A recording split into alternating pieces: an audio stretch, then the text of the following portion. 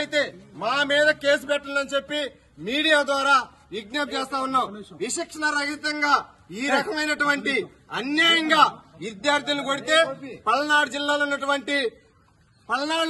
ఉన్నటువంటి ప్రజా సంఘాలు గాని పార్టీలు గాని ఎవరు కూడా చూస్తూ ఉండరని చెప్పి ఈ సందర్భంగా తెలియజేస్తా ఉన్నా.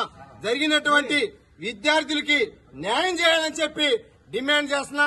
ఎవడు బెదిరింపులకి ఎవడు అదిరింపులకి మేం భయపడమని చెప్పి ఈ సందర్భంగా తెలియజేస్తా ఉన్నా.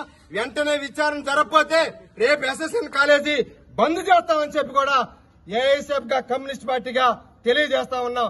దీని మీద మీడియా మిత్రులు మా దృష్టికి తీసుకొస్తే ఒక సోదరుడు మాకు చెబితే మేము ఈ రోజు కలెక్టర్ గారు ఎస్ఎస్ఎన్ కాలేజీకి వస్తే మేము తీసుకొచ్చాం. మీరు సానుకూలంగా స్పందించి వాళ్ళ మీద కేసులు పెట్టి వాటన్నింటిని కూడా వివరణ ఇవ్వాల్సినటువంటి అవసరం ఉంది. లేకపోతే రేపు ఎస్ఎస్ఎన్ కాలేజీ మొత్తం కూడా బంద్ చేస్తామని చెప్పి ఈ సందర్భంగా తెలియజేస్తా ఉన్నా.